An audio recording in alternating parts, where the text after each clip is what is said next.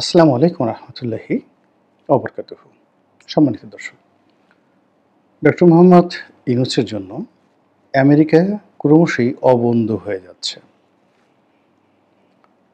এবং আমেরিকার যে সিদ্ধান্তগুলো বা সরকারের যে মনোভাব বা ট্রাম্প প্রশাসনের যে দৃষ্টিভঙ্গি, এটি বর্তমান অন্তর্বর্তীকালীন সরকারের জন্য ক্ষেত্র বিশেষে বিপর্যয় ডেকে নিয়ে আসছে। সরকারের মনোবল ভেঙে দিচ্ছে এবং সরকারের যে আন্তর্জাতিক যে ইমেজ থাকার কথা, ইন্টিগ্রিটি থাকার কথা, নেম ফেম অ্যান্ড রেপুটেশন থাকার কথা, সেই পুরো জিনিসগুলো এলোমেলো হয়ে যাচ্ছে।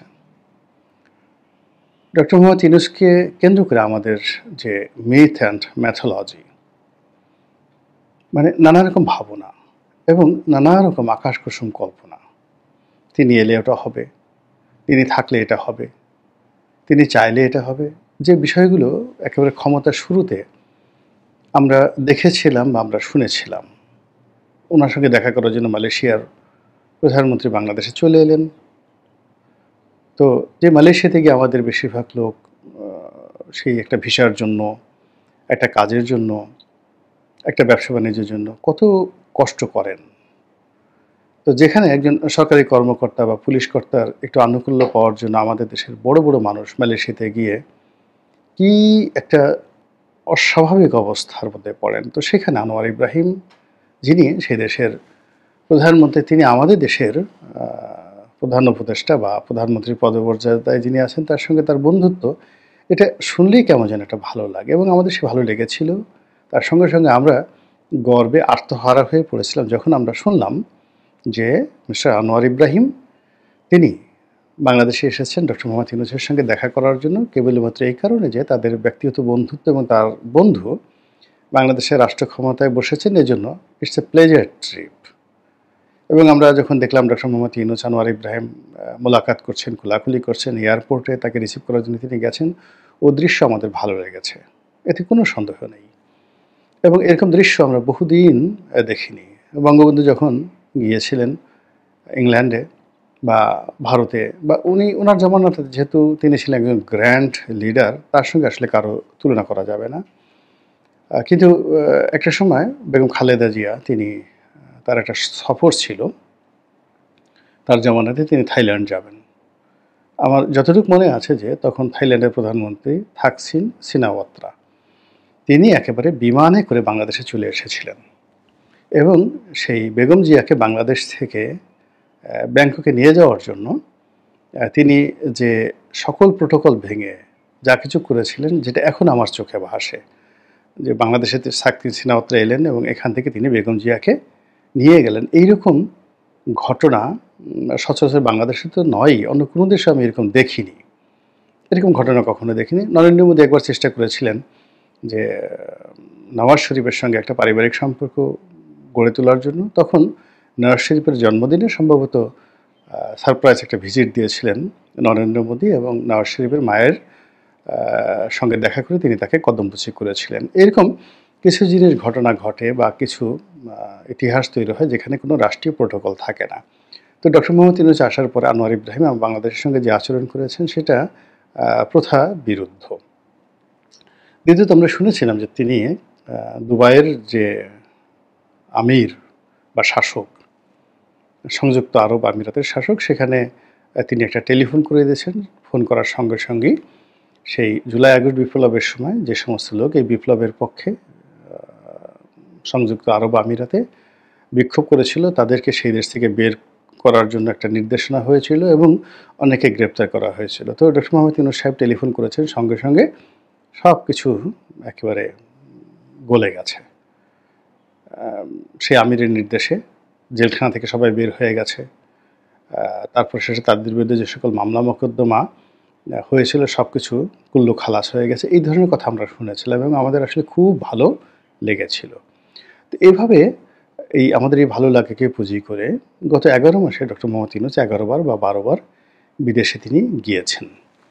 তো বিদেশে গিয়েছেন, কোথাও নিজের প্রয়োজনে গেছেন, কোথাও রাষ্ট্রের প্রয়োজনে গেছেন, কোথাও রাষ্ট্রীয় প্রোটোকলে গেছেন, আমরা এগুলো নিয়ে মৃদু সমালোচনা করেছি, কিন্তু কখনোই আশাহত হইনি। আমরা বলেছি যে গরিব দেশ, আমাদের অর্থনীতির অবস্থা ভালো না, এই অবস্থায় উনি না গেলেও পারতেন। এই ধরনের কথাবার্তা বড়জোর বলেছি। কিন্তু আমরা কিন্তু ওইভাবে একেবারে তাকে সমালোচনা করে কোনো রকম বক্তৃতা বা বিবৃতি আমরা কিন্তু দেইনি।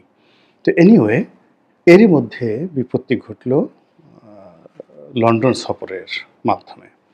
তিনি লন্ডনে গেলেন একটা পুরস্কার আনার জন্য। যখন গেলেন তখন তো আমরা অবাক যে এরকমও কোনো মানুষ বাংলাদেশে জন্ম হয় যাকে পুরস্কার দেওয়ার জন্য স্বয়ং ব্রিটেনের যিনি রাজা, কিং, তিনি দাঁড়িয়ে থাকবেন, তার গলায় মালা পরিয়ে দিবেন, বিরাট পুরস্কার দিবেন। তো এরকম নানা রকম যাকে বলে কল্পকাহিনী আমরা নিজেরা বানালাম। কিন্তু সেই পুরস্কার আনতে গিয়ে অসংখ্য যাকে বলা হয় বিপত্তিকর ঘটনা ঘটলো। আমাদের আশা অনুযায়ী কোনো কিছু হলো না। কারণ এটা কোনো ব্রিটিশ সরকারের বা রয়্যাল ফ্যামিলির রাজপ্রাসাদের পক্ষ থেকে রাষ্ট্রীয় কোনো অনুষ্ঠান ছিল না। এটি চার্লস যখন যুবরাজ ছিলেন, অর্থাৎ রাজা যখন যুবরাজ ছিলেন, তখন তার একটা এনজিও ছিল।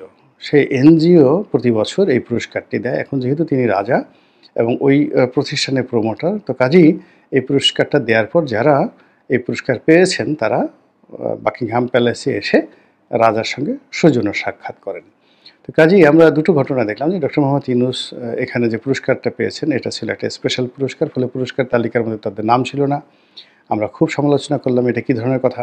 তারপর তিনি গেলেন, সেখানে সাদামাটা অনুষ্ঠানে পুরস্কার নিলেন এবং পরে অন্যান্য পুরস্কার যারা প্রাপ্ত হয়েছেন তাদের সঙ্গে তিনি রাজপ্রাসাদে গিয়ে রাজার সঙ্গে দেখা করলেন। এতটুকুই দৃশ্য। কিন্তু যেটি বিতর্ক তৈরি করলো এবং এখন পর্যন্ত চলছে সেটি হলো তিনি ব্রিটিশ প্রধানমন্ত্রীর সঙ্গে দেখা করার চেষ্টা করলেন, পারলেন না।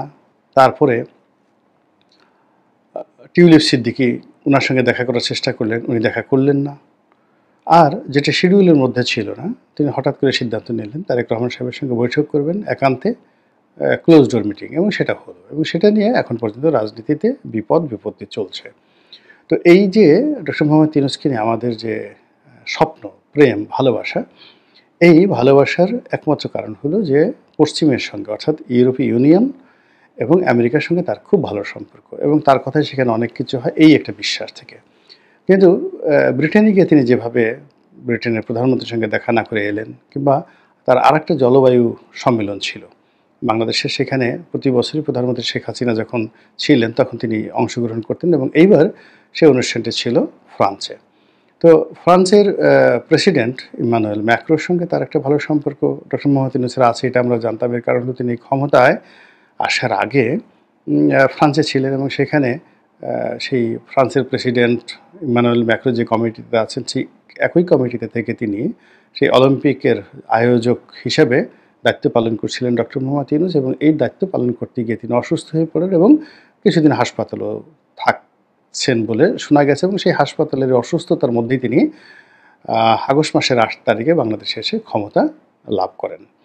তো তিনি যদি ফ্রান্সে যান তো তার বন্ধু ইমানুয়েল ম্যাক্রোর সঙ্গে তার দেখা হবে। কিন্তু আগে যে ডক্টর ইউনূস নোবেল লরিয়েট, ব্যক্তিগতভাবে তার সাথে তার যে সম্পর্কটা ছিল, এই সম্পর্কটি তিনি যখন প্রধান উপদেষ্টা হলেন, রাষ্ট্রীয় যাকে বলা হয় ক্ষমতা পেলেন, তখন তিনি সেটাকে আর রেসপেক্ট করলেন না।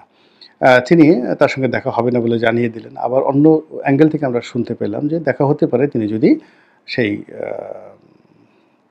ফ্রান্স থেকে বিমান কেনেন, যেটা শেখ হাসিনা কিনতে চেয়েছিল। এরকম নানা কথা ভাসতে থাকলো। এরই মধ্যে তিনি একবার যখন দুবাইতে গেছিলেন তখন সেখানে বসে তিনি ইলন মাস্কের সাথে কথা বললেন এবং ইলন মাস্ককে কনভিন্স করার জন্য তিনি তার প্রতিষ্ঠানকে, অর্থাৎ স্টার্লিংকে বাংলাদেশে ব্যবসা করার জন্য ঝড়ের গতিতে ফরমান জারি করলেন। এবং এটা এত স্বল্পতম সময়ে স্টার্লিং কোনো দেশে ঢুকতে পারেনি।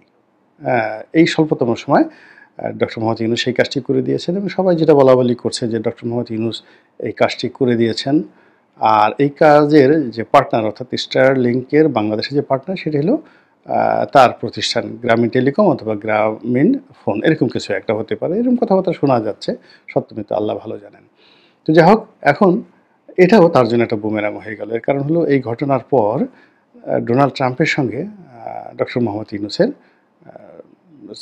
ডোনাল্ড ট্রাম্পের সঙ্গে ইলন মাস্কের সম্পর্কটা খারাপ হয়ে গেল। এবং এখানে একটা ব্যাপার হলো যে তিনি যখন দুবাইতে বসে ইলন মাস্কের সঙ্গে টেলিফোনে কথা বলছিলেন তখন ডোনাল্ড ট্রাম্প পাশে বসা ছিল।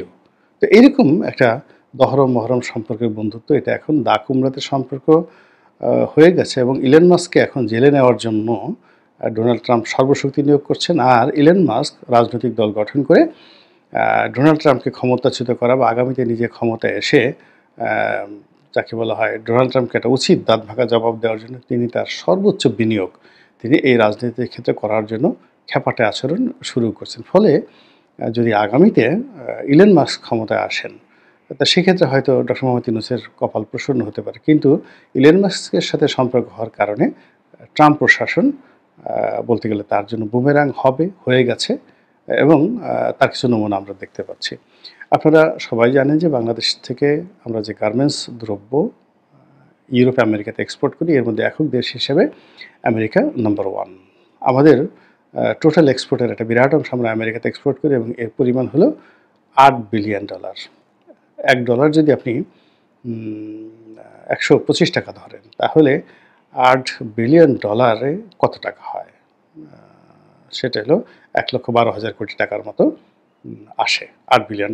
এটা আমরা সেই যাকে বলা হয় আমেরিকা থেকে আমরা এই টাকাটা অর্জন করি। এখন সেখানে আগে যেটা একটা ফ্ল্যাট রেট ট্যাক্স ছিল 16%, সেই ট্যাক্সটি এখন করা হয়েছে 35%। এখন সেই যে 35% এটাকে আগের 16%-এর সঙ্গে অতিরিক্ত ১৬, ১৬, ৩২ আর ১৫, ১৬, ১৬, ৩২ আর ৩, ১৬ আর ৩ ১৯, মানে আরও অতিরিক্ত 19% ট্যাক্স, 19% প্লাস প্রিভিয়াস 16%, এই টোটাল 35% হলো, নাকি 35%-এর সঙ্গে আবার 16% যুক্ত হবে? এটা আমরা এখনো পর্যন্ত সেটেল করতে পারছি না। দ্বিতীয়ত হলো যে এই শুল্ক কমানোর জন্য বাংলাদেশ সরকারের পক্ষ থেকে প্রাণান্ত চেষ্টা করা হলো, কোনো চেষ্টা কাজে আসছে না, বরং সেখান থেকে যে অবন্ধুসুলভ আচরণ পাওয়া হচ্ছে, সেখান থেকে যে ধরনের তুচ্ছ-তাচ্ছিল্য পাওয়া যাচ্ছে বা খবর শোনা যাচ্ছে তুচ্ছ-তাচ্ছিল্যের খবর, এবং যেভাবে আমাদের এই বাণিজ্য মন্ত্রণালয়ের যারা দায়িত্বপ্রাপ্ত কর্তা ব্যক্তি তাদের সঙ্গে ওয়ান টু ওয়ান বৈঠকে মার্কিন যুক্তরাষ্ট্রের কর্তা ব্যক্তিরা আগ্রহ দেখাচ্ছেন না, উৎসাহ দেখাচ্ছেন না, বিভিন্ন রকম শর্ত দিচ্ছেন, এলোমেলো কথাবার্তা বলছেন, এটা সরকারের জন্য ভীষণ অস্বস্তিকর, ভীষণ অস্বস্তিকর। এখন এটি নিয়ে নানা রকম কথাবার্তা হচ্ছে যে আমেরিকান সরকার ডক্টর মোহাম্মদ ইউনূসকে যেভাবে ক্ষমতায় এনেছিল, যেটা আমাদের শোনা কথা ডিপ স্টেট থিওরির যে পলিসি, সেই পলিসি অনুযায়ী তাকে ক্ষমতা আনা হয়েছিল। এখন ডোনাল্ড ট্রাম্প ক্ষমতায় এসেই যে কাজটি করলেন, এই ডিপ স্টেটের বাংলাদেশ বা ভারত বা পাকিস্তানের যিনি সবচেয়ে বড় কর্তা, তিনি ছিলেন ডোনাল্ড লু। তিনি ডোনাল্ড লু এর চাকরি খেয়ে ফেললেন এবং এই পুরো ডেস্কটি, দক্ষিণ এশিয়ার যে ডেস্কটি, এটিকে তিনি রিশাফেল করলেন এবং প্রকাশ্যে বললেন যে তিনি একদম পছন্দ করেন না যে মার্কিন জনগণের পকেটের টাকা ব্যয় করে যে সকল কর্মকর্তা কর্মচারী অন্য দেশের সরকার পরিবর্তনের জন্য যে নেতিবাচক কর্মকাণ্ড চালায়, এটাকে তিনি পছন্দ করেন না।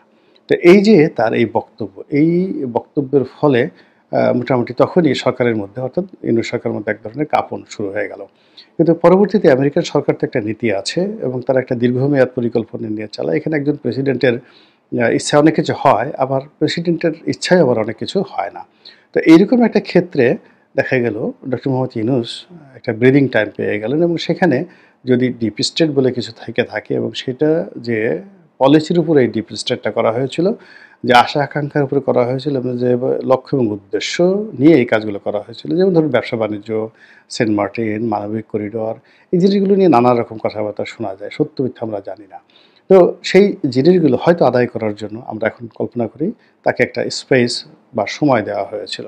কিন্তু সেই সময়ের মধ্যে না চট্টগ্রাম বন্দর, না মানবিক করিডোর, না সেন্ট মার্টিন, না আমেরিকার সঙ্গে কোনো চুক্তি, না যে মানে চীনকে পরিত্যাগ করে ভারত এবং আমেরিকার মাধ্যমে একটা বলয় তৈরি করার যে পশ্চিমা নীতি, বিশেষ করে আমেরিকার নীতি, এখানে ডক্টর মোহাম্মদ ইউনূস নিজেকে যাকে বলে করিত কর্মা, ডিসিশন মেকার এবং বোল্ড, এই তিনটি জিনিস প্রমাণ করতে পারেননি। তিনি খুব চেষ্টা করেছেন ডিপি ওয়ার্ল্ড, মানে আমেরিকান কোম্পানি যেটা দুবাই পোর্ট পরিচালনা করে, কোম্পানি মালিকানা আমেরিকান। তো সেই কোম্পানিকে চট্টগ্রাম বন্দরের হ্যান্ডেলিং কাজ দেওয়ার জন্য তিনি কঠোর অবস্থানে আছেন এবং এটার একটা প্রাথমিক প্রস্তুতি হিসেবে চট্টগ্রাম বন্দরের যে কন্টেইনার ইয়ার্ডটি তাদেরকে দেওয়া হবে, নিউ মরিন কন্টেইনার ইয়ার্ড, সেই ইয়ার্ডটি যারা অপারেট করতো সাইপ পাওয়ারটেক তাদেরকে বাদ দিয়ে নৌবাহিনীকে সেখানে দায়িত্ব দেওয়া হয়েছে আগামী 6 মাসের জন্য, এবং 6 মাস পরে ডিপি ওয়ার্ল্ডকে দেওয়া হবে বলে সরকারের পক্ষ থেকে সিদ্ধান্ত জানানো হয়েছে। কিন্তু বাস্তবতা হলো 6 মাস তো অনেক দূরে।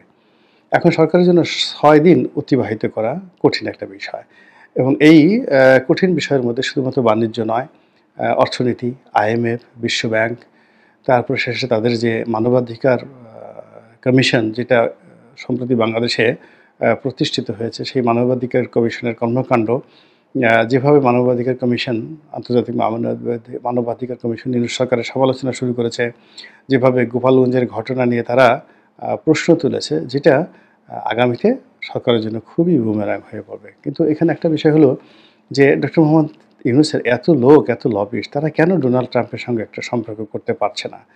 কেন আমেরিকার সঙ্গে সম্পর্ক করতে পারছে না? এর কারণ হলো আমেরিকা যদি এখন তার উপর থেকে ব্লেসিংটা উঠিয়ে নেয় এবং ডোনাল্ড ট্রাম্প যদি সত্যিকার তার হাতে তার সঙ্গে অর্থাৎ ডক্টর মোহাম্মদ ইউনূসের সঙ্গে শত্রুতা দেখান বা ক্ষেপে যান, সম্ভবত ক্ষেপে গেছেন, তাহলে আমাদের টোটাল জাতীয় জীবন তছনছ হয়ে যাবে।